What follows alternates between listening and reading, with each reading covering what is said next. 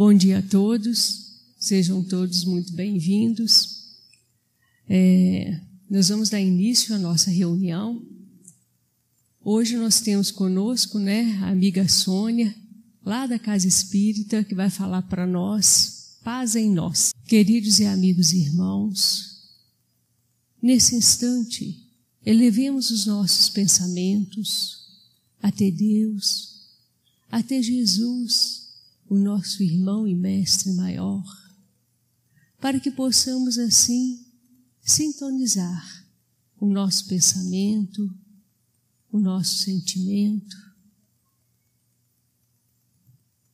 no amor de Deus e nas vibrações amorosas de Jesus. Que cada irmão encarnado ou desencarnado que se aproxime desta casa possa perceber essas vibrações amorosas que tanto nos auxiliam na compreensão de nós mesmos e do nosso papel aqui na Terra. Obrigada, Jesus, mais uma vez, pela oportunidade de estudo e de trabalho. Que ampare e proteja a Sônia, que ela seja, Senhor Jesus, envolvida nas vibrações amorosas, nas inspirações do alto. Que a paz do Senhor esteja em nossos corações, que assim seja. Muito obrigada, viu? Muito obrigada pelas palavras. Bom dia a todos. É com muita alegria que eu estou aqui para que possamos juntos fazermos essa reflexão, que eu possa transmitir a mensagem, que possa nos enriquecer de uma certa maneira, fazer-nos refletir a respeito dessa mensagem do Emmanuel. Como eles disseram, é paz em nós. É o que nós estamos precisando muito, né? Eu fui buscar aí a inspiração no nosso querido Mestre Jesus, que essa fala de paz é tão recorrente no seu Evangelho, nas suas falas, e eu trouxe esse capítulo 16, versículo 33 do Evangelho de João, onde Jesus nos diz aqui aos seus discípulos, aquela recomendação aos seus discípulos, naquele momento que antecedia a sua prisão, a sua crucificação, enfim, o momento que o mundo estava passando ali, passando por muitas aflições, tribulações, e Jesus vai dizer para eles, e para nós que somos discípulos, estamos almejando a ser, Tenho-vos dito isto, para que em mim tenhais paz. No mundo tereis aflições, mas tende bom ânimo, eu venci o mundo. Então vejamos, naquelas dificuldades, eles estavam os incentivando a ter bom ânimo, a ter coragem, a seguir em frente, porque se ele, Jesus, venceu o mundo, eles também podiam vencer, como nós também. Que mundo aí? O mundo das ilusões, o mundo das hipocrisias, principalmente ali com os fariseus, naquele contexto, das conveniências, das ilusões, dos prazeres, de vícios. Esse mundo, ele diz que ele venceu o mundo. Ele não diz que ele não venceu no mundo, ele venceu o mundo, esse mundo exterior. E a paz que ele estava aí incentivando a eles, concitando, é a paz íntima. Porque por mais que as tribulações estejam lá fora, mas a paz dentro, o equilíbrio, é o que nos dá esse ânimo, esse senso de equilíbrio e harmonia íntima para vencermos o mundo externo. Vem de dentro, é de dentro para fora. Aí Emmanuel vai iniciar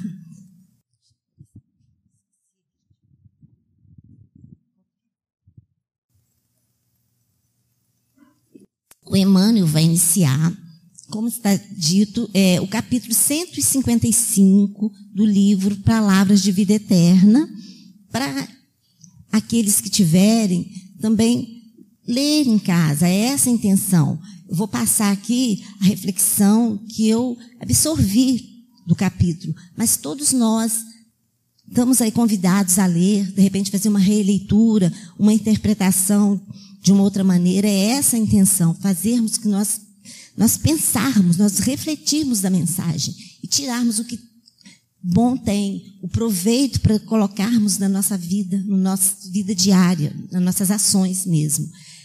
E o Emmanuel vai iniciar a psicografia do Chico Xavier, né? O Emmanuel vai iniciar. Porque a nossa glória é esta, o testemunho da nossa consciência. Esta fala está lá na segunda carta de Paulo aos Coríntios, lá no capítulo 1, no versículo 12. O que Paulo aqui está nos chamando aí a atenção? A nós, e aqui, como foi dirigido aos Coríntios, ele está chamando a atenção para os compromissos que nós devemos ter para com a nossa consciência, ter consciência dos nossos atos, né? Porque a consciência que vai responder por nós, né? Ela está dentro de nós.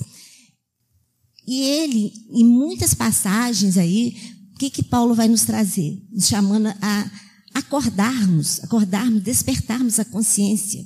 Ele vai nos dizer aqui, lá em Efésios, lá no capítulo 5, versículo 14, ele diz assim: desperta, ó tu que dormes, levanta-te dentre os mortos, e o Cristo te esclarecerá.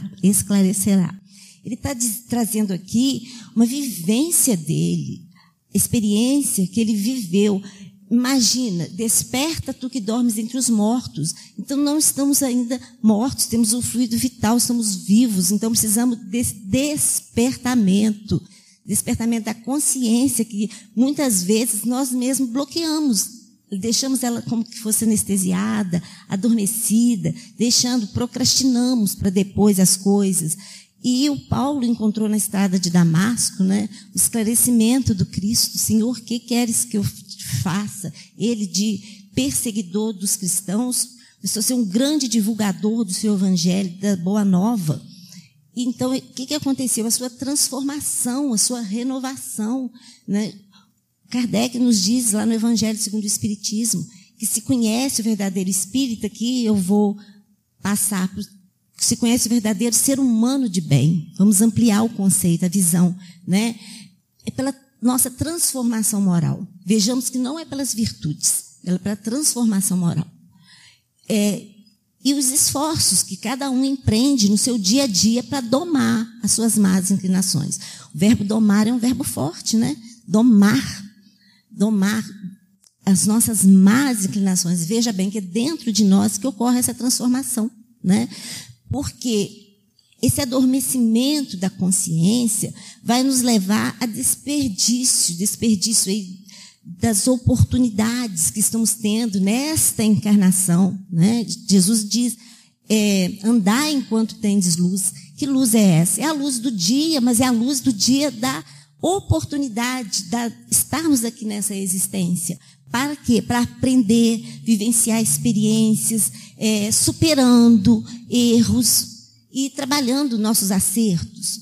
É isso a nossa função de estarmos aqui.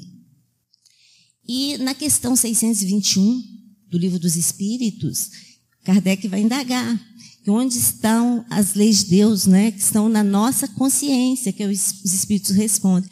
Aí Kardec vai mais longe, mas se ela já está na consciência, por que tem que ser revelada? Eles dizem que os homens a esqueceram e desprezaram.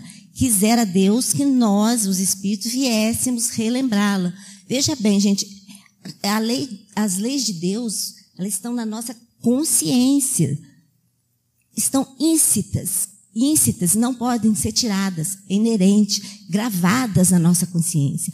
Elas não podem ser anuladas. Por isso que muitas vezes nós anestesiamos a consciência, nós vivemos distraídos, nós vivemos voltados para outros valores.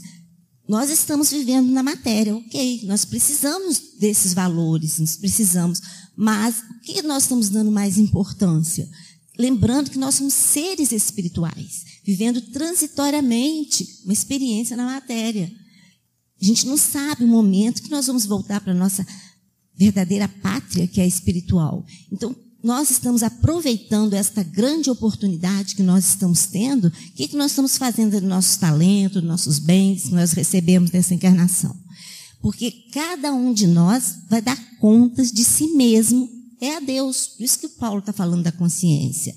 É como aquela história que fomos convocados para prestar uma intimação, prestarmos conta da nossa consciência. E nós temos 3 grandes amigos que não nos separam de nós, que são inseparáveis. Mas um vai nos ajudar, dizendo assim: eu vou pagar as suas despesas para você ir a esse tribunal prestar conta. E o outro fala assim: eu vou com você até a porta, mas lá dentro é você. E o outro ainda diz assim: vou ficar vibrando positivamente, vou ficar orando. E o momento que você adentra aquela porta é você com a sua consciência.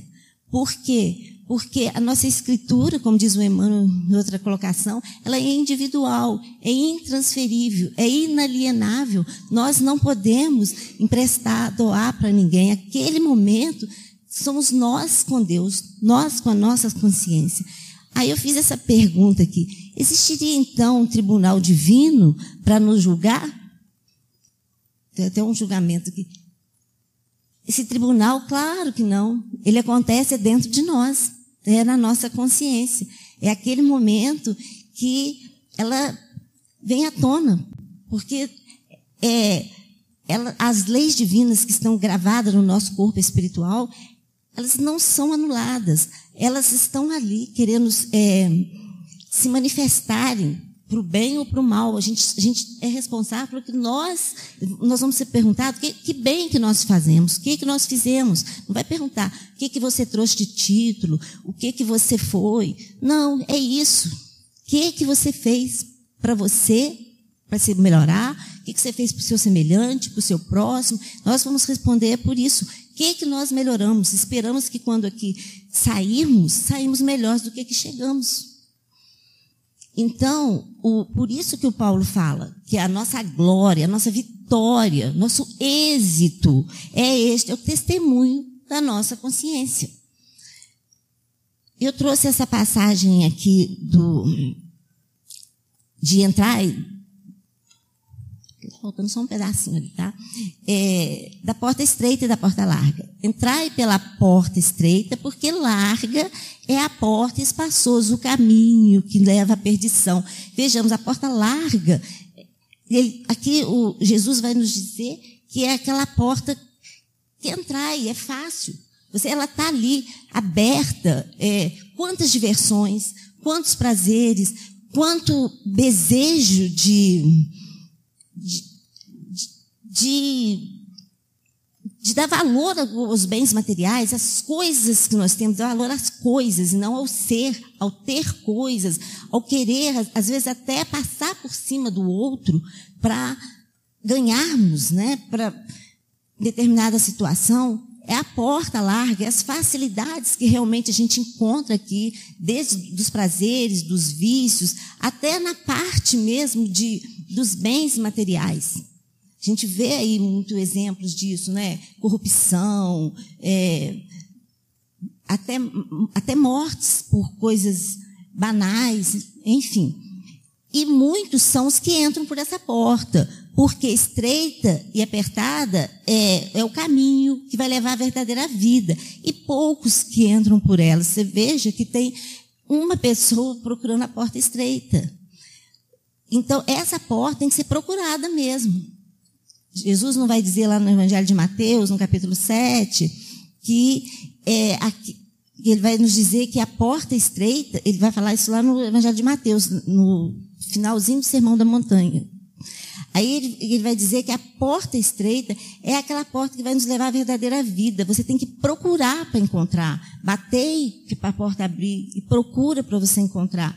Então, é esse o sentido. É onde a gente vai aprendendo aí a benevolência, a indulgência para o nosso irmão, a tolerância, né? A indulgência, a tolerância, a benevolência, no sentido de entender, de ser bom, que nós precisamos também disso. E perdão das ofensas.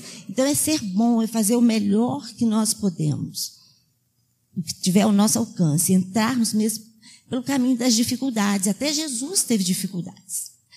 E Ele vai nos chamar aí para vencer essas dificuldades, igual Ele venceu. Porque o Espírito, ele vai provar sua elevação quando todos os atos da sua vida corporal representam a prática da lei de Deus. Não é a prática. O Espírito, quando já está elevado, ele não precisa pensar em fazer o bem, ele já faz. O bem já está nele.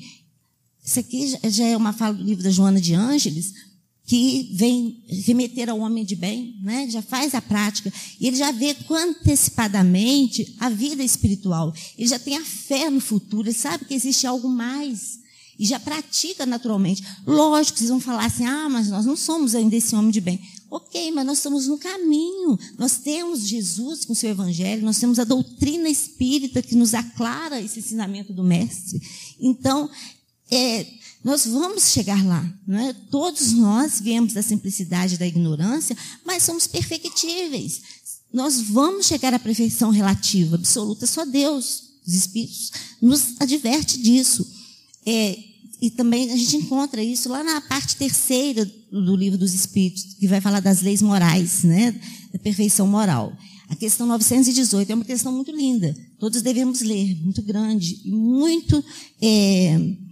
nos leva muito a refletir o que nós estamos precisando para nos melhorar, para chegarmos a essa evolução. Temos as múltiplas existências, mas não vamos deixar para as últimas, não, vamos começar, né? E o que a gente entende pela lei de Deus? A lei de Deus é a lei natural, que também está lá nas leis morais, né? A lei natural é a única, os Espíritos nos dizem que é a única e verdadeira para a felicidade do homem. Quer ser feliz? Vamos seguir as leis de Deus. Que elas indicam o que devemos e o que não devemos fazer. A gente só é infeliz quando dela nos afastamos. E a consciência nos avisa. Ela tem aquela luzinha que desperta. Olha, esse caminho não está legal. Troca de caminho, vai para o caminho apertado, para a porta estreita. Mas nós estamos ali distraídos, nós estamos tão atribulados com tanta coisa, vamos deixar isso para lá, essa consciência nos alertando.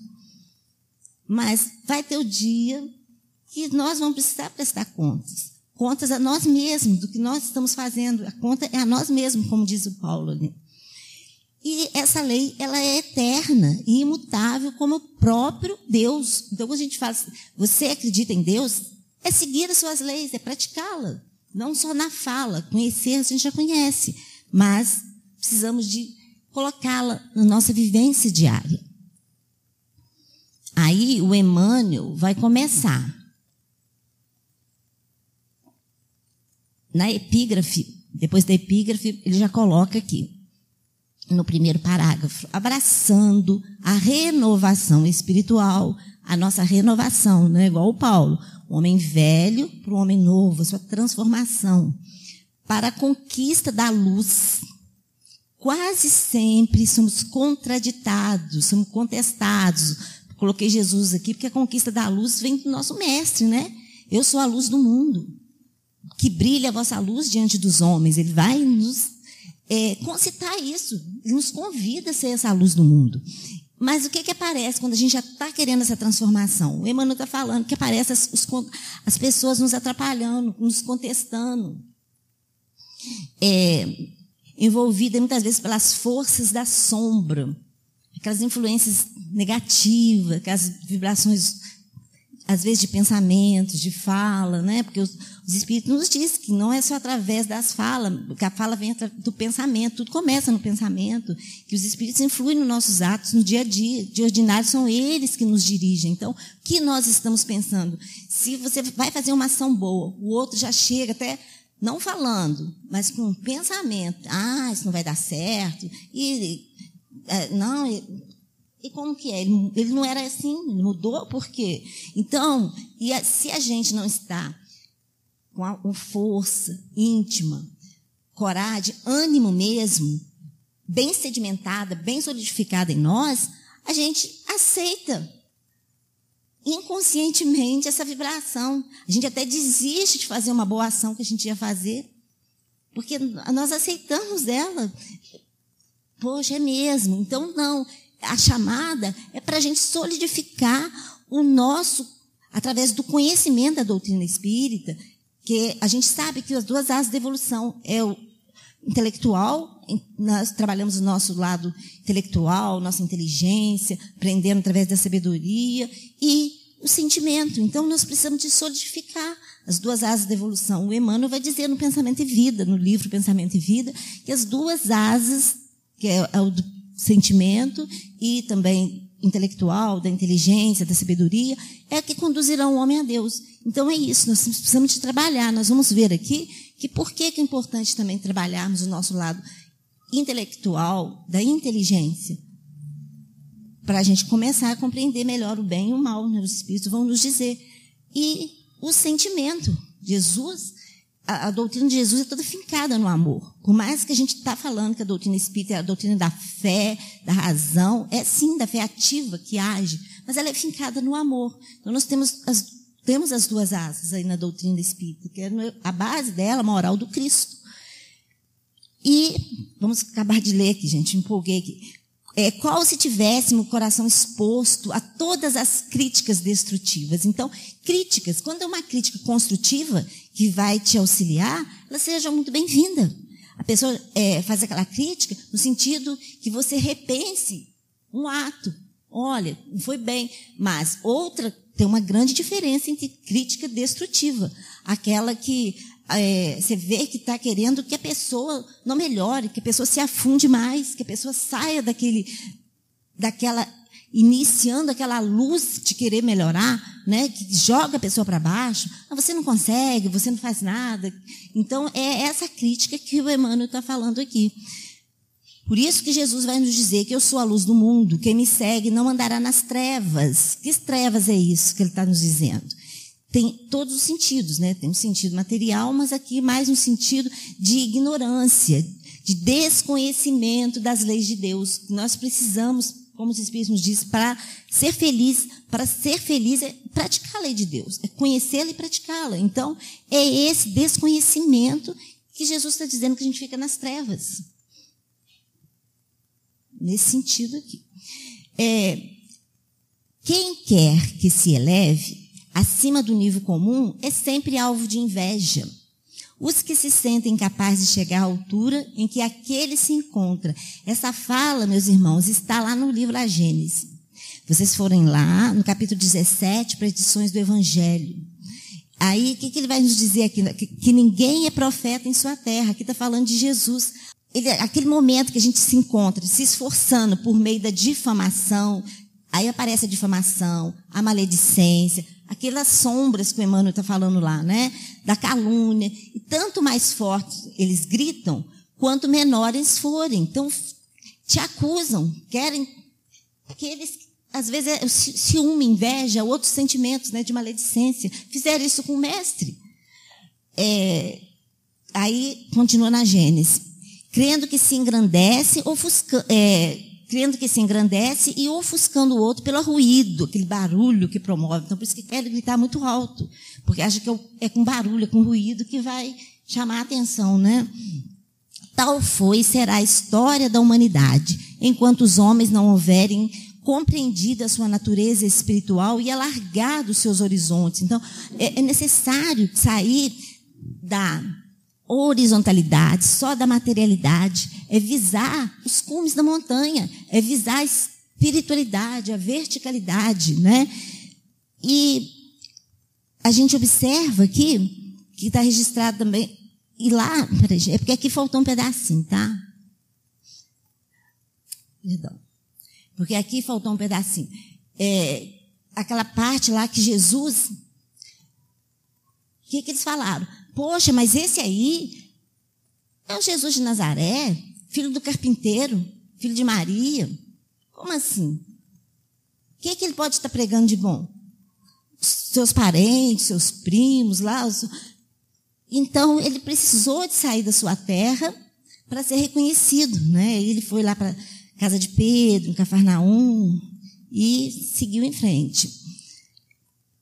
Registrado lá no Evangelho de Mateus, lá no capítulo 13, versículos 54 a 58, vai dizer também que, tendo vindo à sua terra natal, Jesus os instruía nas sinagogas. Então, na sua terra natal aqui, ele está falando que era lá, de sorte que tomado de espanto, em Nazaré mesmo, tá? De espanto dizia, de onde lhe vieram essa sabedoria e esses milagres? Ele não é filho daquele carpinteiro? É as fragilidades humanas, né? Não pode fazer, aí acusa o outro. Igual eles disseram lá, maledicência. Não é que foi criado entre nós, por que ele está aí melhor que a gente intelectualmente? Ele participava das mesmas coisas que nós, que é isso? Então, aí não valorizavam Jesus. E ele coloca lá na Gênesis que geralmente as pessoas têm mais valor depois da morte física. Ah, como que ele era bom, né? Vai elogiar. Por que eles falam isso? Ele fala que é da natureza humana. Porque somente ali subsiste o homem espiritual. Já não tem mais o homem ligado ao corpo, à matéria. Então, você não tem mais concorrência. Você não precisa mais ter inveja, ciúme que o outro venceu. Entendeu? Ele está falando lá, tá? Que é Kardec está falando. E por isso que aqueles cuja passagem pela terra se assinalou por obras de real valor, são mais apreciadas depois de mortos do que quando vivos. A gente vê isso. Quantos artistas famosos morreram aí na indulgência, na pobreza, né? Van Gogh, a gente vê tantos outros que são reconhecidos depois. Não sejamos assim, né? Que estejamos um olhar enquanto a pessoa está com a gente ainda. São julgados com mais imparcialidade, porque já tendo desaparecido os invejosos, ciumentos, cessam os antagonismos pessoais. E Jesus não podia escapar às consequências desse princípio, que, diz Kardec, que é inerente à natureza humana. Considerando que ele vivia entre eles ali, como que ele sobressaiu com essa inteligência, com essa sabedoria toda. É o desconhecimento das leis de Deus, né, meus irmãos? Porque quando a gente reconhece as leis de Deus, a gente sabe, principalmente declarado pela doutrina espírita, que nós já trazemos nossas tendências de reencarnações passadas. Nós estamos aqui para nos aperfeiçoar, trazemos virtudes e vícios, coisas boas que nós já fizemos e coisas ruins, erros, que estamos aqui para acertá-los. Então, ela nos dá esse esclarecimento. Por isso que nós somos todos diferentes um do outro, cada um tem as suas necessidades individuais. Aí o Emmanuel vai nos dizer, cultivas bondade e afirmam-te idiota. Você quer ser bom, aí o que eles vão te falar? Nossa, você não é bom não, é bobo, ele chama aqui de idiota, viu, gente? Chama de idiota. É muito ingênuo, né? É muito ingênuo. Que isso? Como que você vai ser bom o tempo todo? Mostras paciência. Imagina-te poltrão. Poltrão é fraco. Você é uma pessoa muito fraca. Que isso? Ter paciência. Esqueces golpes sofridos e chamam-se de covarde. Poxa, você não vai reagir, não? Você é um covarde. Não é assim? Isso que o Emmanuel está nos trazendo. Na hora que a gente está querendo melhorar, aparecem esses contraditores aí. Esses aí com a maledicência, como fez lá com Jesus na sua terra natal. Praticas a humildade e apontam-te por tolo. Ah, está sendo muito bobo.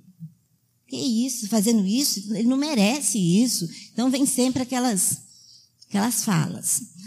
Falas a verdade e supõe-te obsesso. Nossa, isso não é você que está falando, não. Você está sendo obsediado. As influências aí, não falei que os pensamentos, né, influem em nossos atos diários? Pois é. Não é você. Você está obsediado, porque essa fala não pode ser sua. Que isso? Então, e você está sendo, às vezes, simples e verdadeiro naquela sua colocação. Mas eles não aceitam. Exerce brandura e julgam-te preguiçoso. Nossa, que moleza. Que coisa, que leseira. O baiano gosta muito dessa palavra, leseira. Então, que isso? Tudo que você quer fazer, que é uma boa ação, uma virtude, os contraditores falam que não é desse jeito. Colocam um empecilho, colocam para te desanimar, para você não seguir em frente. Isso que o Emmanuel está nos dizendo. Auxilias fraternalmente e envenenam-te o gesto. Então, olha a palavra que ele usou, envenenam-te o gesto. Então, usa maldade, deturpa o sentido, né, da ajuda que você quer dar, fala que você está com segundas intenções. E é isso que o Emmanuel coloca para a gente pensar isso aí. Porque a gente tem que, por isso, vamos voltar lá no início. O que o Paulo diz?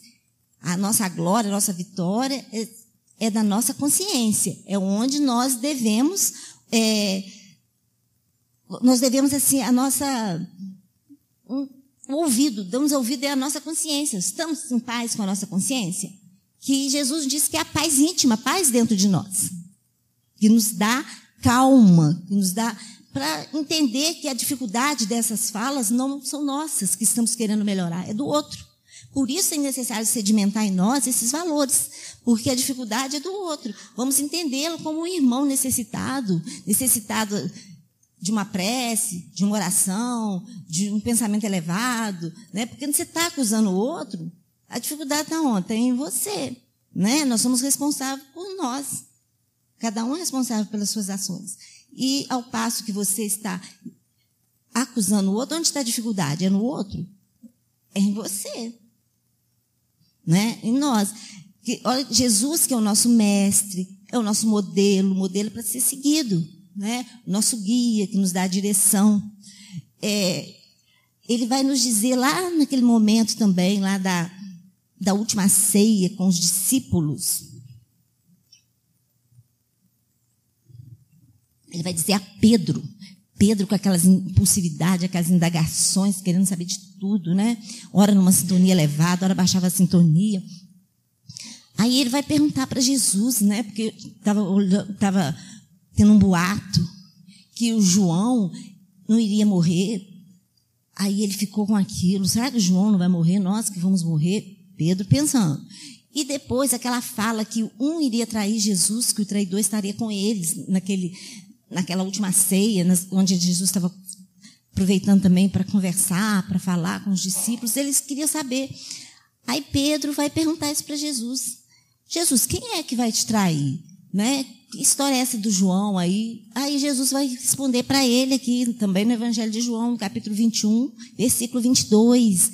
Que te importa a ti? Segue-me tu. O que você tem com o outro? Eu estou chamando você para me seguir, Pedro. Então, aí ele vai falar para o Pedro apacentar as ovelhas dele, né? E aquela conversa toda. Mas então é isso, Jesus está falando isso para nós. Que te importa o outro? Segue-me tu. Nós temos compromisso com a nossa própria consciência. O Paulo já nos alertou lá. E ele está falando isso para o Pedro. Segue-me tu, Pedro. Porque cada um vai responder perante nós mesmos, perante a nossa consciência. No final somos nós e Deus. E a consciência, como está as leis divinas íncitas, gravadas, ela não pode ser anulada. Vou ficar falando bem isso aqui, que é para a gente gravar, que essas leis estão em nós. Elas ficam anestesiadas, né? Às vezes, mas nós temos que despertá-las em nós, porque a gente não vai viver em momento de sono, como se estivéssemos mortos, né? Não, vamos acordar enquanto há tempo, a oportunidade que nós estamos tendo. Bendita da reencarnação. Se a injúria vem do outro, o problema é do outro. Mas se ele sai de nós, aí o problema já é nosso. Então é isso. Nós somos responsáveis por nós. Ninguém vive a atacar o outro, exceto quando está em desarmonia íntima, em desarmonia consigo mesmo. Nós renascemos no mundo físico para nos aperfeiçoar. Os Espíritos nos dizem isso, que nós estamos aqui para nos aperfeiçoar. Vencer as nossas dificuldades, as nossas más inclinações. Lá no livro dos Espíritos tem uma questão, a 634, que, vou falar assim com as minhas palavras, mas é uma questão que toca muita gente, que o Kardec vai perguntar, nossa, por que o mundo tem tanta maldade? Não dava, Deus, para você ter feito uma humanidade com menos maldade, com menos mal? E o que os espíritos respondem? Nós já te dissemos que os espíritos são criados simples e ignorantes. Ignorantes no sentido de desconhecimento. Mas Deus deixa que cada um escolha o seu caminho.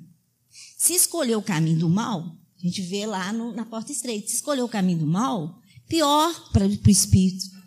Mais longa será a sua peregrinação. Olha que interessante.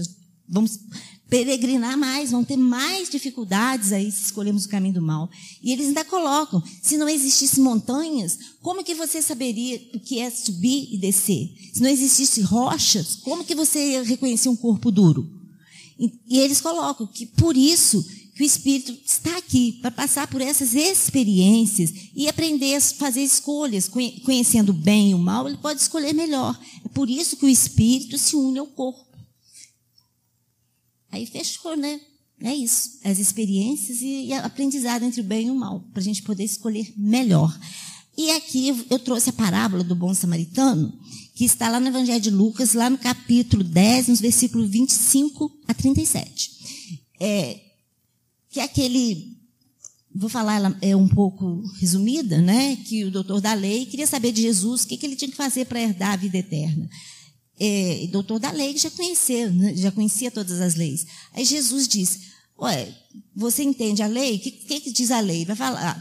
Ele disse para Jesus, amar a Deus sobre todas as coisas e ao próximo como a ti mesmo. Aí Jesus disse, faça isso e você vai ter a vida eterna. Mas ele queria ainda testar Jesus, doutor da lei. Falou assim, mas quem é o meu próximo? Aí Jesus vai contar essa parábola, que o homem descia de Jerusalém para Jericó, caiu aí no poder dos salteadores, que bateram, que o machucaram, deixaram ele semi-morto, e passou ali o sacerdote ao largo, e não fez nada, continuou sua caminhada.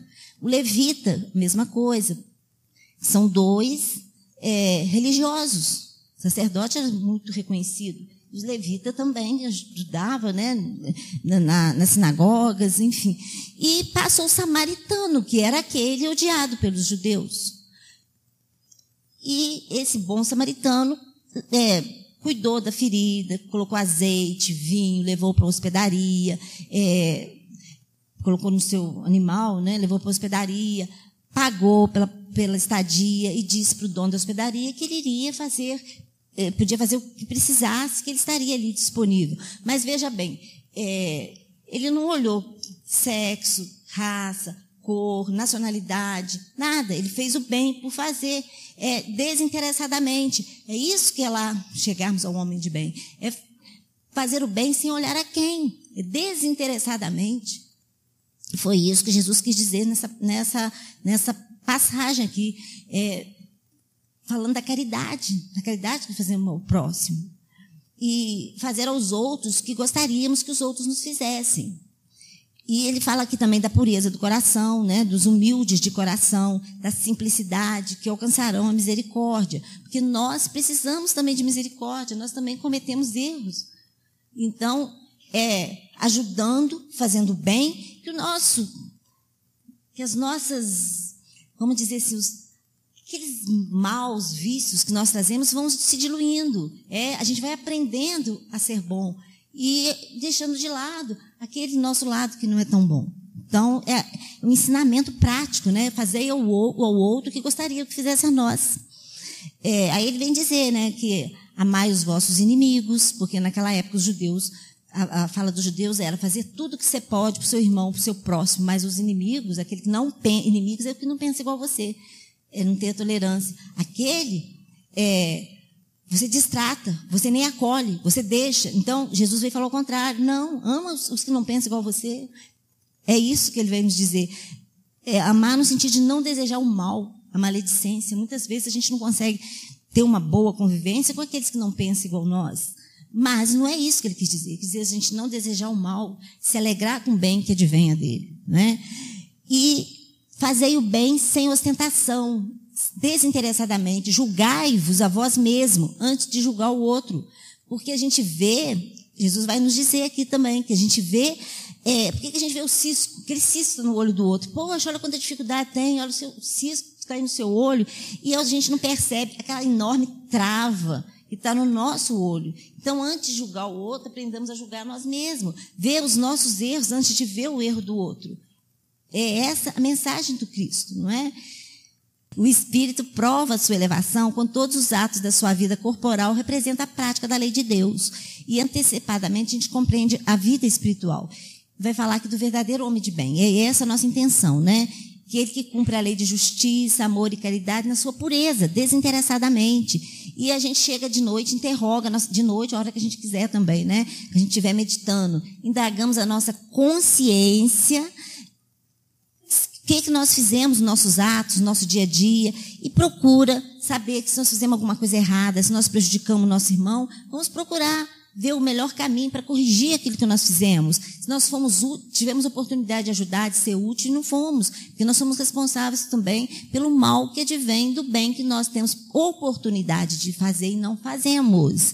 E depositar a fé aí em Deus, que acima da nossa vontade está a vontade do nosso Pai maior, ser o homem de bem, que antevê o futuro, a vida futura, né? Esse aqui eu tirei do Evangelho segundo o Espiritismo, lá no capítulo 17, Sede Perfeitos. Agora sim, agora nós vamos para o último parágrafo do Emmanuel, fechando nosso entendimento dessa consciência. Ele nos diz assim: entretanto, a despeito de todas as dúvidas e impugnações que te cerquem os passos, segue para adiante, atendendo aos deveres que a vida te preceitua, conforme o testemunho da consciência, na convicção da consciência, na convicção de que a felicidade verdadeira significa em tudo paz em nós.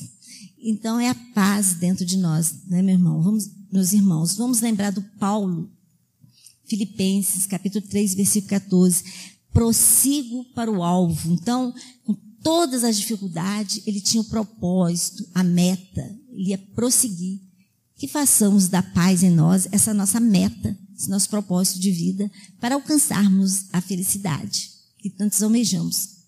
Muito obrigada pela oportunidade desse aprendizado. Que Jesus faça morada em nossos corações. Fiquem com Deus. Um bom domingo para todos. Pessoal, bom dia. Quem não tive a oportunidade de cumprimentar ainda, né? Que Jesus continue abençoando sua jornada, Sônia.